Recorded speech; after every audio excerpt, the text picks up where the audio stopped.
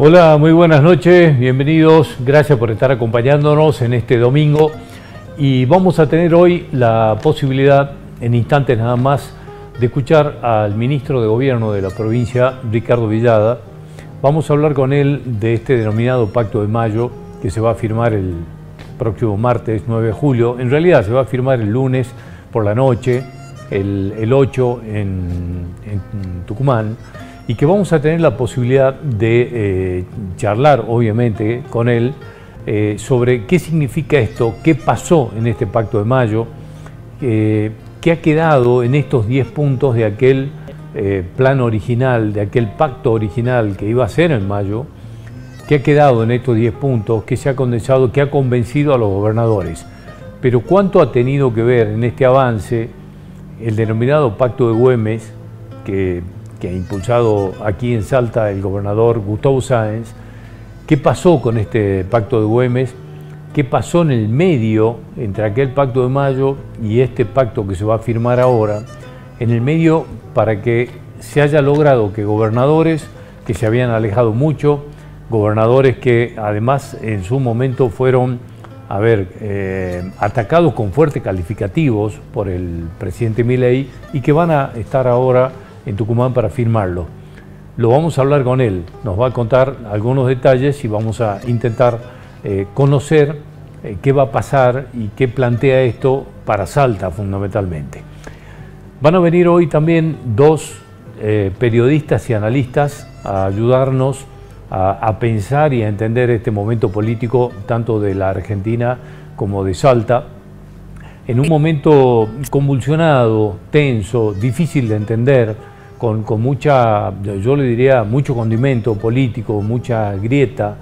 Entonces vamos a intentar y nos van a ayudar a buscar elementos que nos permitan mirar hacia adelante con un poco menos con un poco más de certidumbre, con menos, yo le diría, nebulosa, por lo menos en lo que plantean tanto el panorama nacional como el panorama local. Y el PRO, que está atravesando por un momento, algunos dicen que terminal, que este es el momento definitivo del quiebre, que se encamina, digamos, a un momento definitorio, viene a acompañarnos un dirigente del PRO que nos va a contar qué está pasando, qué cree que va a pasar con el PRO después de esto que ocurrió en Buenos Aires, donde hubo posiciones muy fuertes, donde finalmente Mauricio Macri ha marcado o ha mostrado por lo menos que tiene dentro del PRO un liderazgo todavía muy fuerte y que se ha decidido que no van a ser aliados ni que se van a confundir o fundir con la Libertad Avanza. Vamos a estar charlando de esto durante esta hora de información que tenemos por delante. A todos, gracias por estar acompañándonos, bienvenidos.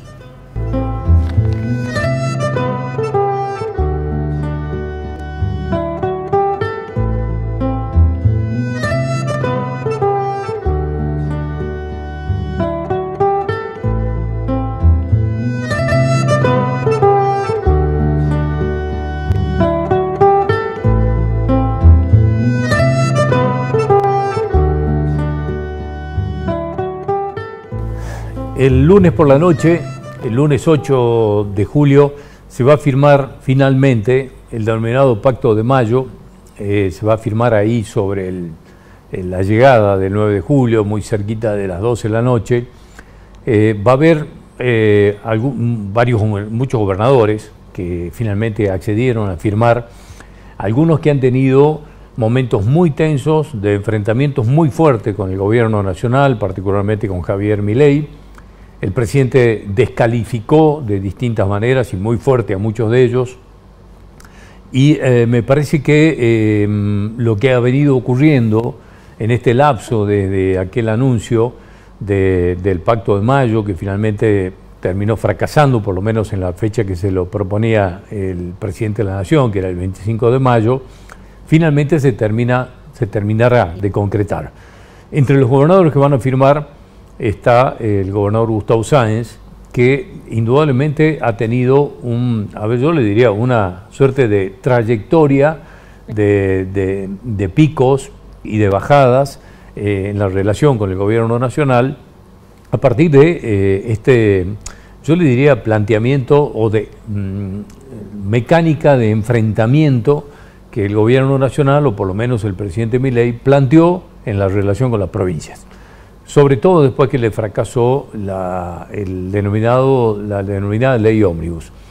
El tema es que ha pasado bastante agua por debajo del puente y se llega finalmente a esta instancia previo a negociaciones con el actual jefe de gabinete, Guillermo Francos, y que esto terminó derivando también en lo que en Salta se denominó el Pacto de Güemes, que terminó gestando y generando un ámbito en el que tanto el gobierno nacional como el gobierno provincial empezaron a dialogar.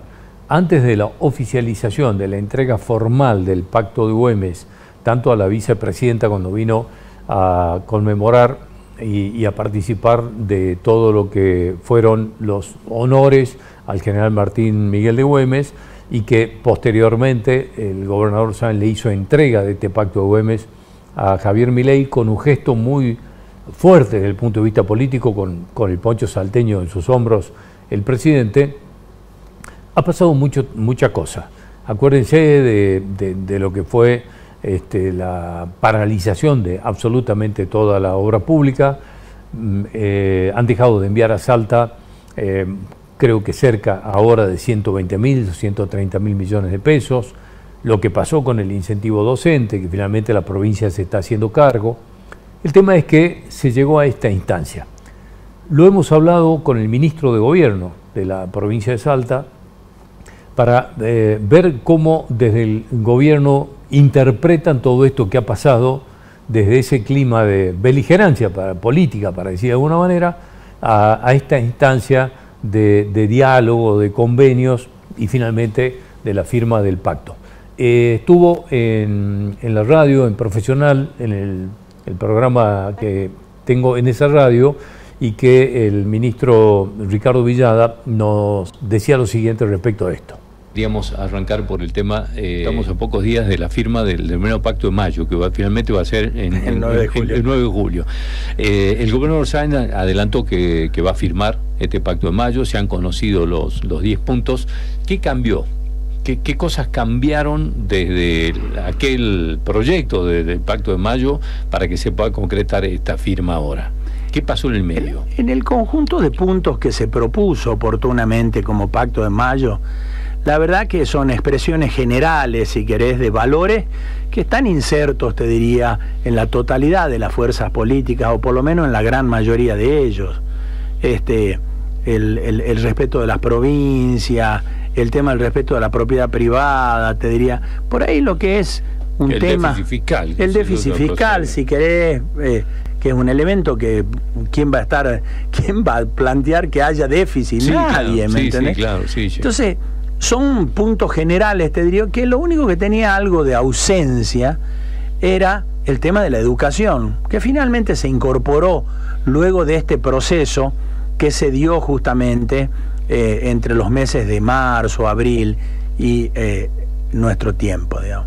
Entonces, en ese sentido te diría, en términos de letra, en términos de lo que significa el documento, yo te diría no ha cambiado mucho. Sí se da un paso sustantivo con la incorporación del tema de la educación, también como eje del desarrollo humano y del necesario despegue de nuestro país.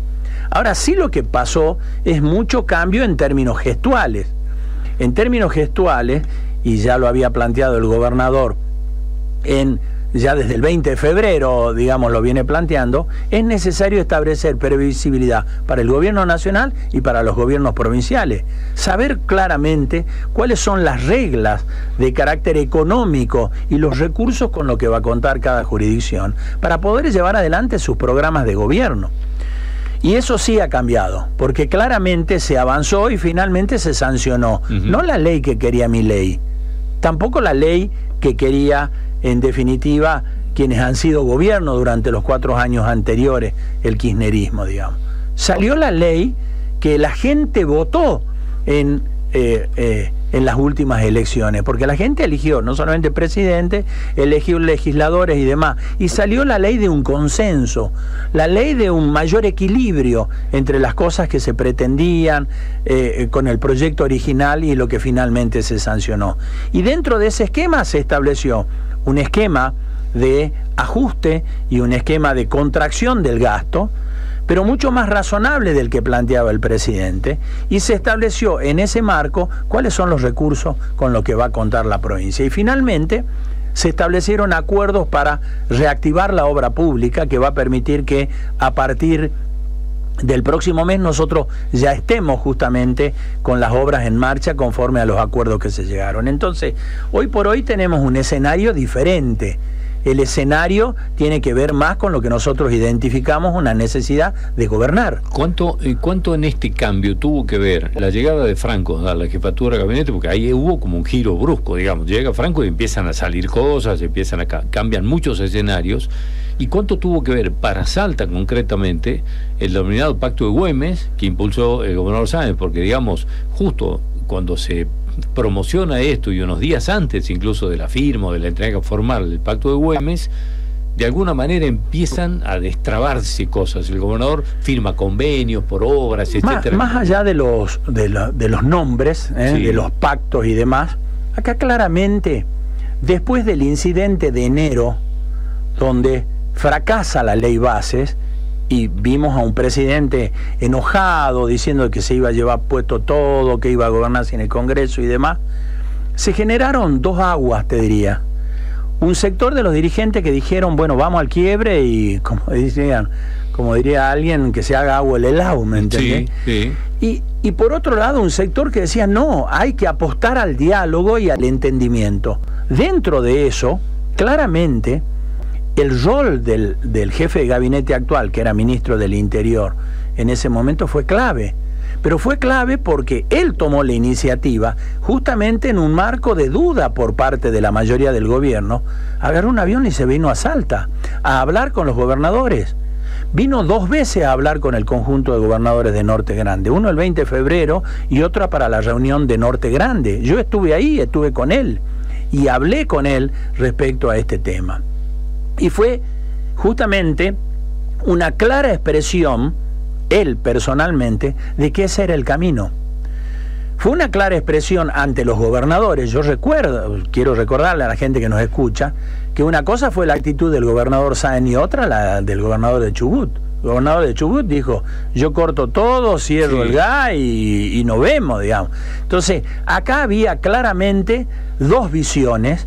Una visión propiciada por quienes querían ir a un extremo y que iba a terminar realmente en algo muy doloroso y una pelea muy grande. Imagínate, un gobierno sin la posibilidad de aprobar leyes, que iba a funcionar a base de decreto de necesidad y urgencia, una oposición cada vez más beligerante. La verdad, iba a ser un escenario complejo. Y otros que apostaban por el consenso. Y ahí hay dos, yo le diría, dos jugadores clave. Un jugador fue, obviamente, el actual jefe de gabinete de Nación, Guillermo Franco, y otro Gustavo Sáenz. Nosotros perdemos de vista el rol que tiene, el rol que tuvo nuestro gobernador para que pase lo que ocurrió, para que ocurra las cosas que fueron sucediendo y termine, entre otras cosas, un grupo de gobernadores que bien son claramente identificados como peronistas y que sin embargo votaron parte de la ley base, que apoyaron que haya una norma y que van a ser parte de esta firma que lo que trata de hacer es mostrarle al mundo, porque esto es en definitiva lo que se pretende, es mostrar que hay un país posible. Digamos, salir de la confrontación. No, pero si no es una locura, yo escucho a dirigentes que realmente tienen responsabilidad a nivel nacional. ¿Y qué tipo de apoyo nos va a dar el mundo frente a una nación que está absolutamente endeudada, con una situación económica totalmente compleja, si nosotros mostramos que no podemos ir ni a la esquina juntos? Entonces, yo lo que creo es que justamente tiene que haber un límite, tiene que haber, digamos, un umbral de acuerdos y después no peleamos. Fíjate, hasta en el razonamiento hay gente que dice, bueno, lo que quiere Milei es una foto para el mundo de que estamos unidos. Claro, Y si eso es bueno para todo. Sí. Y el que quiere otra foto, en realidad lo que pretende es lo que se le criticó a Milei cuando en campaña decía: yo quiero que estalle todo cuanto antes. Sí, claro. ¿Entendés? Entonces, esto es, y yo creo que es importante, es si querés, a la gobernabilidad con las diferencias que tengan que haber, o el caos. No se puede. Y en ese sentido, insisto, yo rescato el rol de la estatura, del liderazgo de Sáenz, de plantear las cosas como la planteó.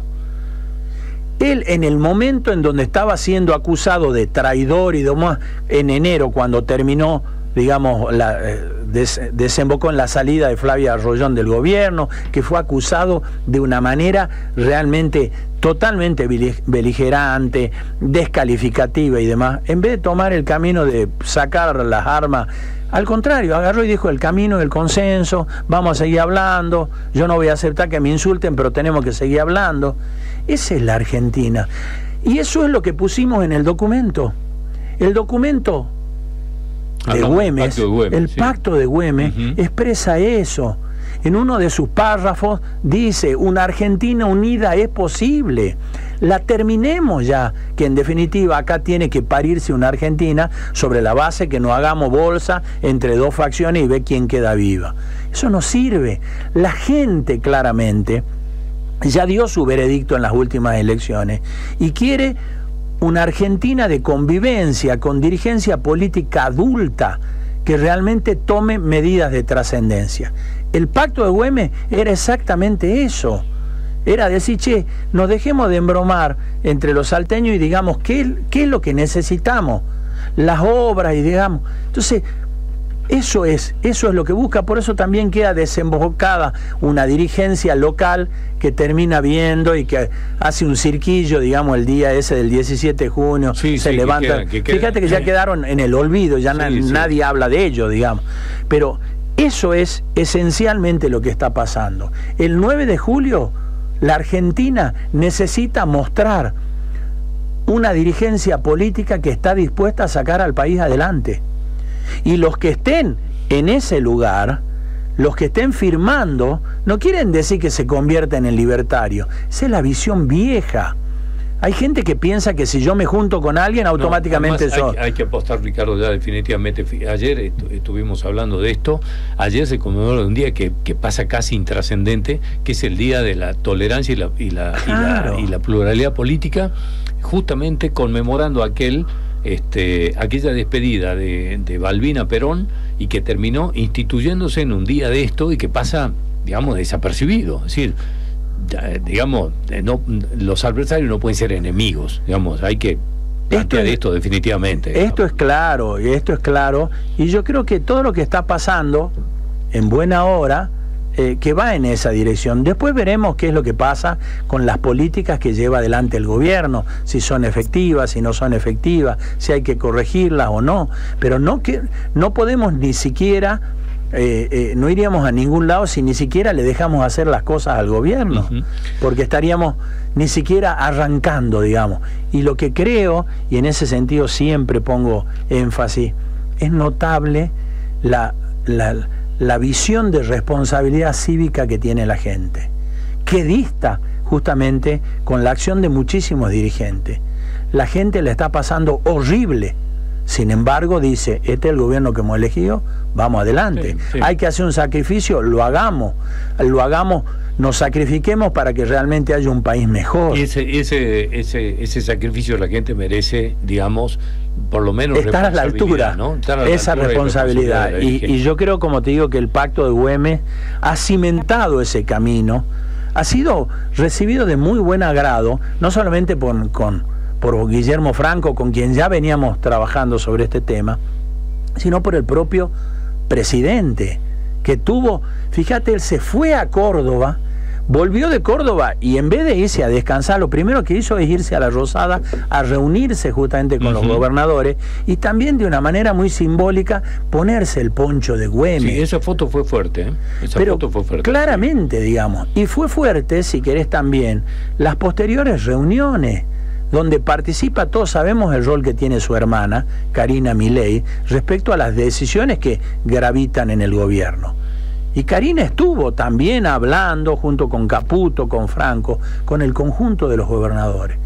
Y yo creo que es muy importante que haya gobernadores, que son los que en su gran mayoría van a estar el 9 de julio, planteando de que este es el camino, que no quiere decir que el gobierno hace lo que quiera. Sí, de hecho le han votado un montón de cosas en contra, digamos, y de hecho le plantean cosas que hay que corregir.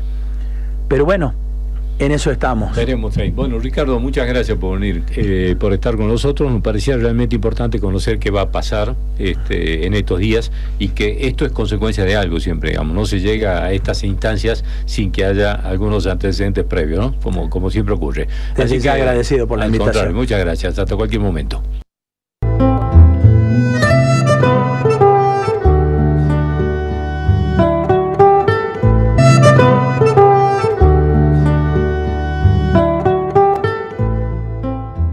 Bueno, hemos conocido en estos días, antes del cierre de la semana, esta, no sé, algunos dicen ruptura, otros una grieta insalvable entre Mauricio Macri y Patricia Bullrich, o dos sectores totalmente diferentes del PRO. Y nosotros queríamos ver desde aquí, desde Salta, cómo se está viendo esto, y hemos invitado a Martín Grande, que siempre nos ayuda a ver con otros ojos al PRO, particularmente al de Salta, pero en su doble rol, como digo siempre, de periodista también. Vamos a preguntarle cómo ve el futuro del PRO a nivel nacional. Así que, Martín, gracias por estar aquí como siempre. Gracias, un placer. Gracias por venir. Muy bien. Bueno, ¿qué pasó? ¿Qué te parece que está pasando en el PRO? Mirá, es la típica conducción de Mauricio. O sea, no hay duda, es su estilo. Y es tómalo, déjalo. Pero yo creo que acá se equivocaron muy feo, porque a la persona que han sacado prácticamente del partido es la que mejor imagen tiene en la nación de cualquier otro político del PRO, por lejos. O sea, hoy estábamos viendo una encuesta de Opinaya que sacó el diario Clarín, donde tiene 52 de imagen positiva, 6 puntos de diferencia entre positiva y negativa. Es la segunda política de mejor imagen del país, detrás de la Villarroel.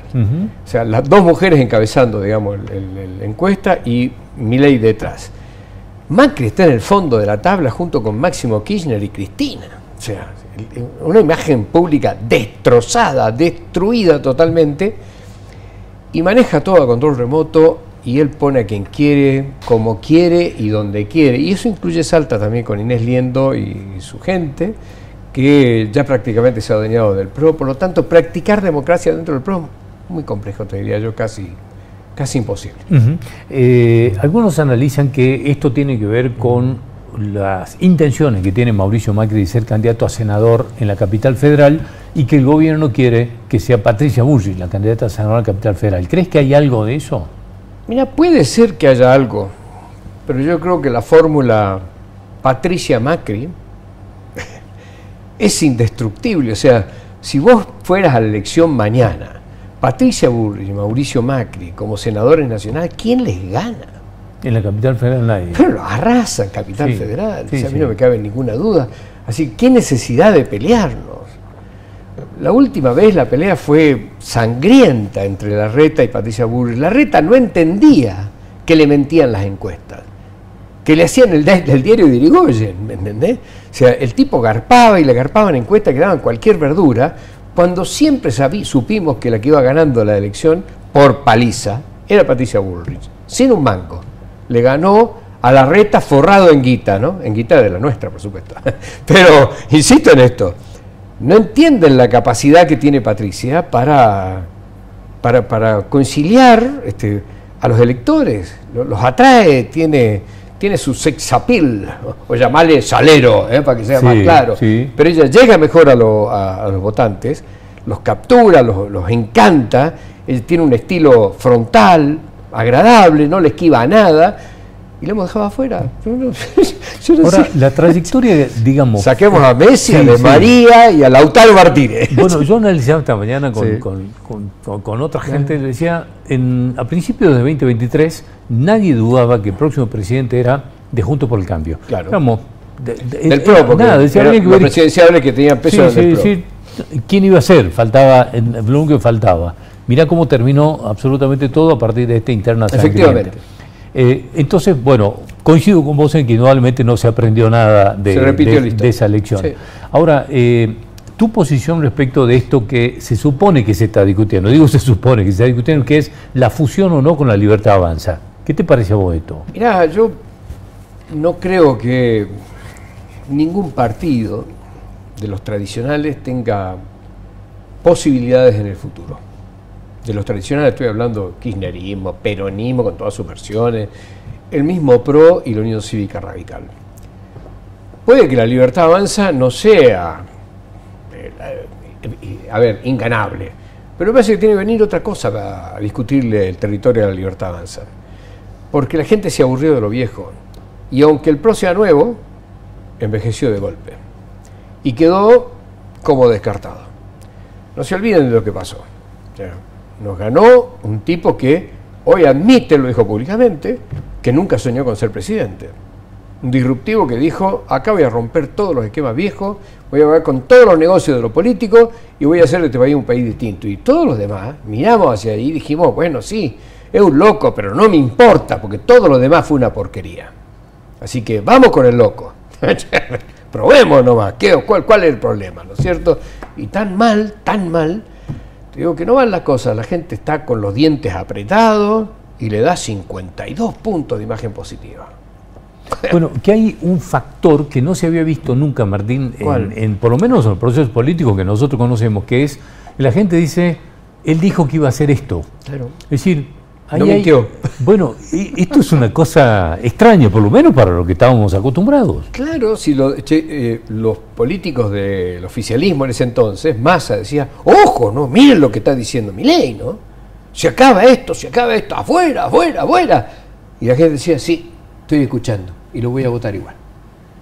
Yo, para poder ganarle a la Libertad Avanza, hay que ser muy disruptivo, no hay ninguna duda, y captar a estos votantes desencantados. El PRO yo creo que no lo va a poder hacer. Tuvo una oportunidad maravillosa 2 veces y como decimos, no aprendimos. Martín, ¿qué pasa en Salta? ¿Qué va a pasar en Salta con el PRO? Mirá, el PRO en Salta tiene la suerte echada, no hay democracia posible. O sea, acá no hay discusión posible. Mauricio Macri ya mandó a su embajador hace tiempo. Inés Liendo cayó aquí un día como peludo de regalo, nos la presentaron, la mandaba Macri. Y el que lo sabía era Gustavo André. O sea, él era el que lo sabía porque había tenido contacto directo con Macri y le habían dado este encargo personal.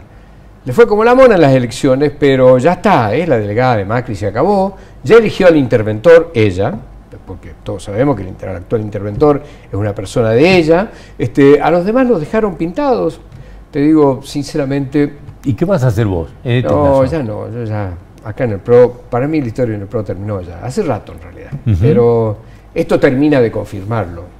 Existiendo alguna posibilidad de practicar la democracia dentro del PRO, hubiese sido bastante lindo, pero no existe posibilidad. Porque sin dinámica interna es muy difícil crecer e incluso hasta sostenerse. Por supuesto. La dinámica interna te ayuda. La dinámica interna siempre, con algo de cordura, porque perdimos la presidencia por exceso de dinámica interna. Claro. Y ahora vamos a perder todo lo que queda por la falta de una mínima dinámica interna, digamos, por una competencia mínima dentro de los cuadros en cada uno de los lugares. Así que yo creo que lamentablemente, como decís vos, las dos cosas son una exageración. Los radicales, por ejemplo, que se matan por la carroña, por lo que queda, ¿me entendés? Por las obras. Y nosotros parecemos ya lo mismo. Así que ya a estas alturas te digo, yo creo que flaco futuro le veo al equipo. ¿Crees que la Libertad Avanza se absorbe lo que va quedando, lo que... No sé si va a haber una migración generada hacia la Libertad Avanza, pero te puedo asegurar que la gente... Aquí el PRO está conformado por una especie de club, no voy a decir Club 20 ni Central Norte, pero no quiero compararlo con instituciones que tienen tantos años, pero sí es un club muy cerrado. Yo para lograr ingresar al club tuve que afiliarme 3 veces, porque no pasaba, me ponía la bolilla negra. Ah, sí, ajá, sí. Sí, así que te lo cuento desde adentro. Sí, esto es una historia vieja del PRO local y no creo que haya ninguna posibilidad de cambiarlo. Yo creo que el PRO local con estas mañas va a terminar muy mal. El año 2025 lo vamos a ver. Martín, gracias por venir como siempre, muy amable. Hasta cualquier momento, muchas gracias. Chao, hasta luego. En el próximo bloque vienen dos periodistas, analistas, que nos van a ayudar también a ver la realidad. Vienen Néstor Sánchez y Gustavo Iovino a ayudarnos a analizar este tiempo político tan extraño del país y la provincia. Ya volvemos.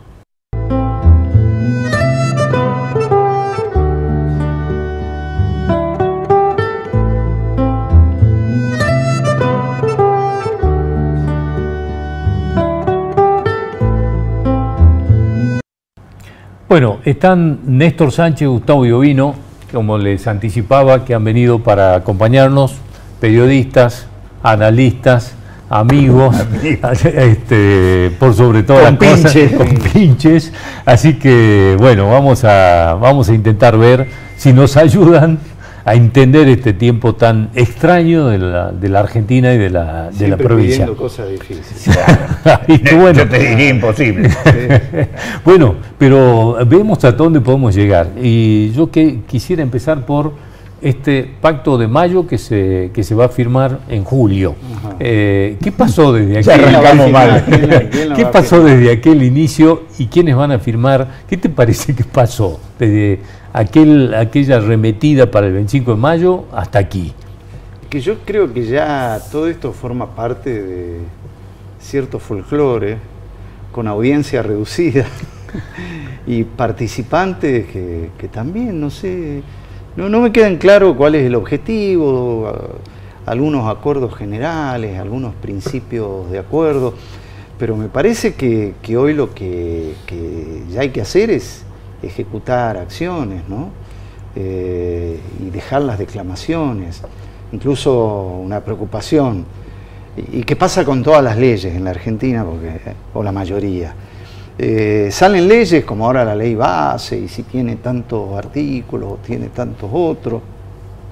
Lo importante es que después no solo se reglamente, se haga algo. Si no, partimos desde el gran primer problema en este periodo democrático, que fue, bueno, hacer una reforma de la Constitución y incorporar el tema de lo que es la coparticipación federal y el compromiso de una ley que nunca estuvo. Estamos hablando de 30 años. Sí, yo decía, Néstor, que el pacto, porque no es tan difícil, un pacto es decir, che, ¿qué te parece si cumplimos la Constitución y hacemos una ley de coparticipación? Exactamente. Es decir, cumplamos la Constitución, hagamos una ley de coparticipación y ya estamos. Firmamos, eso lo firmo total y absolutamente, porque además el pacto habla de cosas generales, le han incorporado el tema educativo. Entonces, bueno, yo te voy a preguntar, che, ¿educación pública o privada?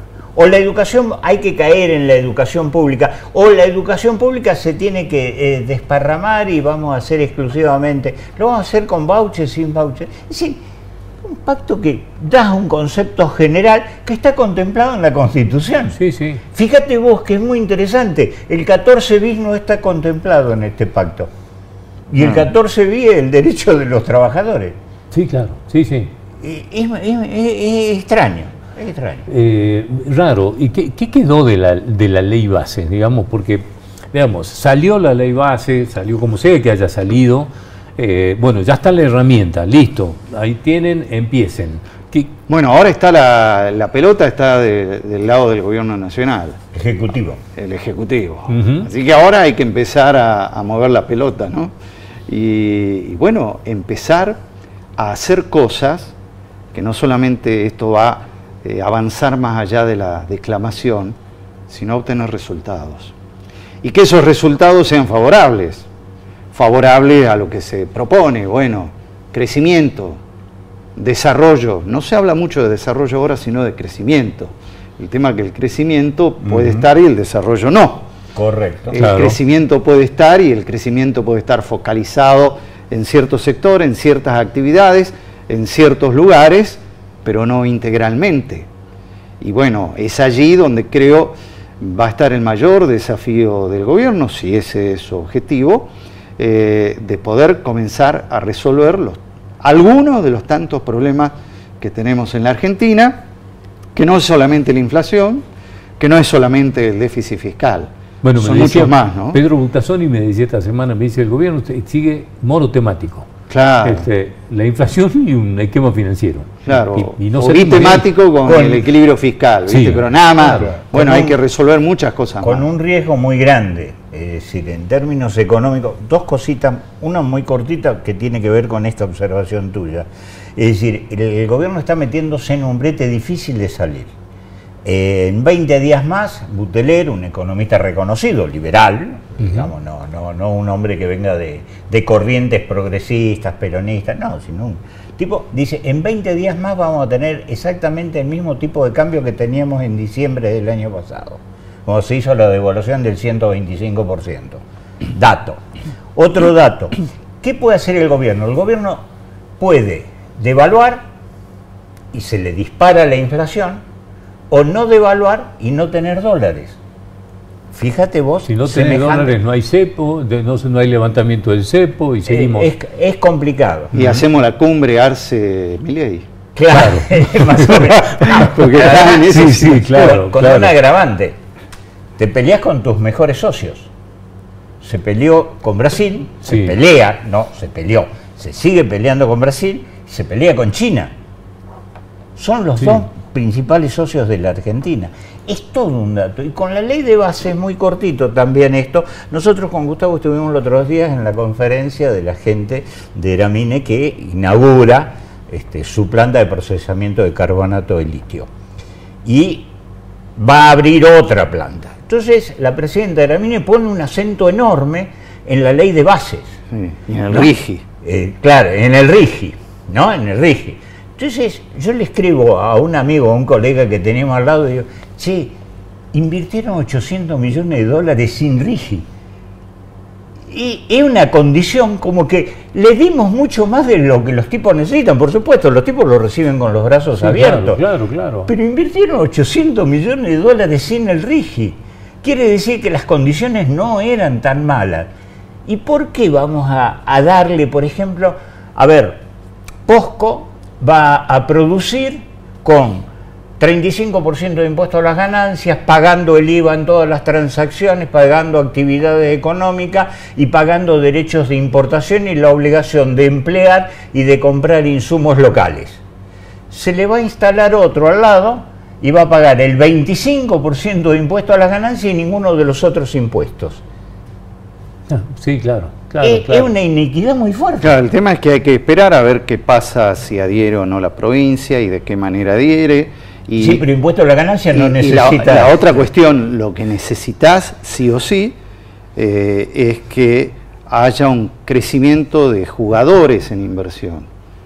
Ese, bueno, ahí va a ser el tema de los resultados. Che, bueno, el RIGI se aplicó exponencialmente, pues lo tenés que medir exponencialmente, no es que vino una empresa más. Ahora, ¿cuánto está dando el RIGI? Digamos, porque está muy bien, digamos, bueno, che, esto nos ayuda a la famosa seguridad jurídica, ¿no? que tanto se predica. Pero te peleás con Brasil. Sí, pero tenés que litigar en Nueva York. Claro, te peleás con Brasil. Bueno, ahí no te peleás. Claro, te peleás con Brasil o con Lula, con lo que quiera, pero las relaciones se tensan. Con Bolivia, con Chile, con España, entonces vos decís, a ver, no está muy condicionado siempre el RIGI a las relaciones políticas también, porque vos podés dictar todas las leyes que tengas ganas, pero te peleas con Brasil. Una empresa que está por venir a Brasil dice, che, ¿qué opina don Lula de que nos vayamos a la Argentina? Pero hay que ver si eso juega. Esa relación? Bueno, mientras te vayas a otro lugar, pero te quedes acá, por ahí puede ser. Además, viste, quedó muy claro cuando él habla, Milei, de un alineamiento con Estados Unidos e Israel. Ese es su alineamiento. Su eje, sí. Y digamos que todavía muchas decisiones, incluso empresariales, tienen que ver con la Bolsa de Nueva York, principalmente, y con algunos intereses, digamos, de la comunidad judía en Estados Unidos y en otras partes del mundo. Pero bueno, ahí están los riesgos que corre, ¿no? En el caso de que vos decís que pueda esto frenar la inquietud de algunos de meterse. Le quitará números, pero yo a lo que voy es que la manera de demostrar que el RIGI funciona, que el RIGI sirve, es que haya, no vamos a decir la misma palabra, digamos otra, un aluvión de inversiones. Y ya con eso nos curamos, ¿no? Una vez. No, bueno, claro. Sí, ya. No era el aluvión, no, era otra cosa, pero esto tiene que ser un aluvión. Sí. A ver, entregamos tanto y viene tan poco. Bueno, si entregamos tanto, tendría que venir muchísimo más. Ahora, se aprueba la ley base, se suponía que a partir de ahí y todo lo que venía pasando antes... No, encima todavía la tenés que reglamentar. No, claro. Falta la promulgación y la reglamentación. Exactamente. Bueno, que ayer hablaba con el presidente de Ciencias Económicas de Santa Fe, ¿no? Y me decía, es increíble que no hayan tenido reglamentado, ya estaban los números. ¿Y cómo están ahora recién? Exactamente. ¿Cómo reglamenta? O sea, ahí hay, digamos, una suerte de improvisación. Bueno, tampoco fue la promulgación publicada todavía. No está promulgada todavía. Sí, la tenés que promulgar. Sí. Bueno, a través del Ejecutivo. Y es cierto eso que te dice, ya tenés que tener equipos trabajando, pero bueno, estamos viendo las falencias ejecutivas del Poder Ejecutivo. ¿Será esto Sturzenegger? Que ese es otro capítulo capaz que viene de ahí, pero también tendría que tener por lo menos una base hecha. Por lo menos lo tendría que tener los borradores, de algo, ¿no? Claro. Mínimamente. Ahora, Néstor, te doy un solo dato, que esto lo tiró Caletti el otro día en el programa nuestro. Sí. Yo le pregunté, che, ¿es cierto que esto lo hicieron los estudios de abogados y no lo hizo el gobierno? Y Caletti me dijo, pero sí te puedo decir una cosa, los proyectos que nos llegaron de la primera ley venían impresos en letra distinta. Claro, sí. Porque sí, tengo entendido que hay un par de estudios. No, sí, yo te lo puedo decir, uno de ellos es del titular de la Unión Industrial Argentina, eso está comprobado. El estudio que tiene el titular de la Unión Industrial Argentina, que además es presidente de la COPAL, que es la Corporación de Fábrica de Alimentos, lo hizo él. Él dice, no. Su equipo. Lo hizo mi equipo, yo estoy en otra. Sí. Pero... Claro. Bueno, ahora, esto de que había incertidumbre antes de la ley base porque no se aprobaba, entonces tenemos incertidumbre, los mercados no pasaba, el dólar subía, etcétera. Se aprueba esto y sigue la incertidumbre, el dólar vuelve a subir, los bonos caen. ¿Qué pasa con yo creo más de lo económico, yo voy a hablar de lo político. Sí. Creo que ciertas inexperiencias y ciertas... El problema que tenemos en la política argentina es que no aprende de las distintas situaciones vividas. Y es esto de creer que el famoso círculo rojo, cuando vos le guiñás el ojo, es decir, le das libertad de acción y posibilidades, pasó con las prepagas. Los muchachos van a jugar a favor. No juegan a favor de sus propios intereses. Ojo, el análisis inicial no es errado, en otros países sí es así. Cuando las políticas públicas están hechas incentivando un montón de cosas, no nos abusamos. Acá no, acá nos abusamos. Y sobremanera. Sí, entonces, claro, sí. Todo confiado, listo, el establishment, el círculo rojo, el sistema va a avalar esto. Cuídate, no es así. Bueno, nunca salió todo lo que se pensaba que lo del círculo rojo iba a hacer y que venía, digamos, y estaba como todo a partir de eso cerrado, no se viene cumpliendo nada. Sí, ¿te acuerdas que en un momento el círculo rojo dijo, no, nosotros blindamos la candidatura de Massa y ya está, que es lo que le está faltando?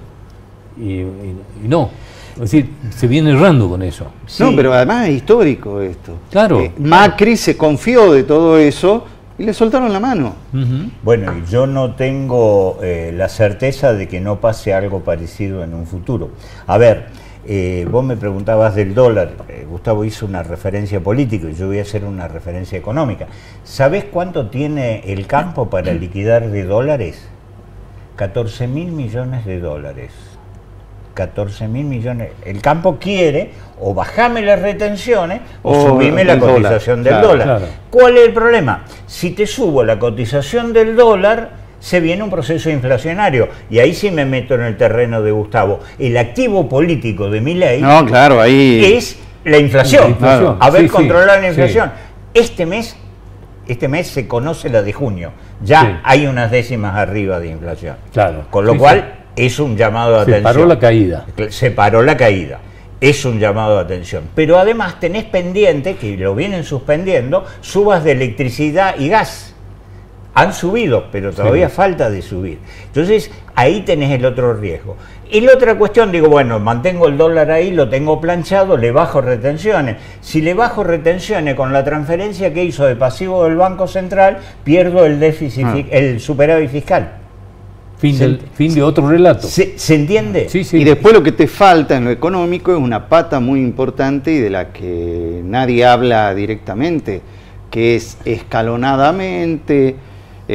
No vamos a hablar, ¿no?, de que esto sea, como se decía en la época de Macri y también ahora en la de Milei, nada de gradualismo, pero algo de gradualismo sí tendría que haber en la mejora del poder adquisitivo real. Absolutamente. Sí, claro. Yo no te digo aumento de sueldo, es distinto, está vinculado, pero es distinto. La mejora de la capacidad de compra de las personas. Una cosa es igualar la inflación y otra es mejorar el poder adquisitivo. Claro, que es cierto, viene desmejorado, pero esta es una cuestión de señales. Algunas veces no es, bueno, sí, de pronto duplicamos, no, porque también trae sus riesgos y sus consecuencias no queridas, pero sí señales de que por ahí vamos. Que eso, el tema de las señales es muy importante para el estilo incluso comunicacional de este gobierno, porque es el secreto de poder mantener la situación actual, es trabajar con señales, con cuestiones más simbólicas que efectivas o reales. Además, pero tenés que empezar por eso en ese sentido, porque ahí hay un vacío muy grande. Porque además me parece que empieza a desgastarse y a tener menos resultado la confrontación contra la casta, contra todo lo demás. Empieza cada vez a tener menos efecto esos golpes, pero lo que vos decías, Néstor, hace un rato es, el capital de ellos es haber bajado la inflación. La bajaste, cumpliste con la promesa. Che, ¿y ahora qué hacemos con el desempleo? ¿Qué hacemos con la caída del poder adquisitivo? Tenemos 55% de la población bajo la línea de pobreza. Y no va a parar. Te tengo malas noticias. Va a seguir incorporándose gente a la pobreza. Claro, porque además la inflación va a estar por encima de los ingresos. Hay una cuestión inercial que creo que también en las promesas se han generado ciertas expectativas, más allá que Milei decía cosas muy crudas, muy duras, pero muchas veces en ciertos sectores se generan ciertas expectativas que son difíciles. Claro, porque lo que decíamos al principio, Néstor, es decir, la gente dice, esto es lo que él dijo que iba a hacer, que iba a bajar la inflación, pues ya la bajó, y ahora... Y ahora no tiene que subir. No, claro. Y además un discurso desde lo político que tiene que ver con el tema de la casta. Es decir, ¿en serio te peleaste con la casta? Porque si vos empezás a revisar el gabinete de Milei, empezás a encontrar la casta más... Sí, ahora, yo en el tema... Arias entera, esta semana se conoció, Arias entera que sigue siendo la misma gente de Massa, por ejemplo. También. ¿No? Por ejemplo, bueno, yo ahí sostengo, y esta es una cuestión simbólica, que en términos que son casi mágicos, como la casta, como libertad, son los famosos, las famosas palabras que están vacías de sentido y muy cargadas de sentido.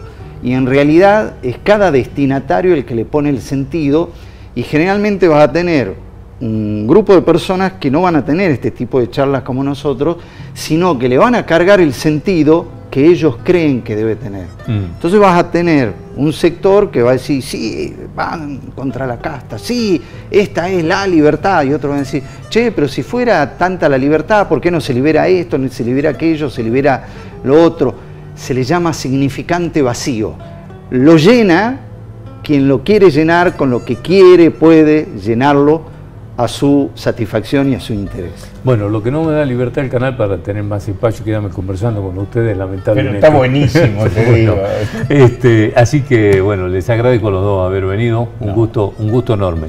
Bueno, muchas gracias. Un gusto enorme. Gracias hasta cualquier momento, muchas gracias. Nos reencontramos nosotros el miércoles, aquí a las 11 de la noche en esta misma casa. Gracias.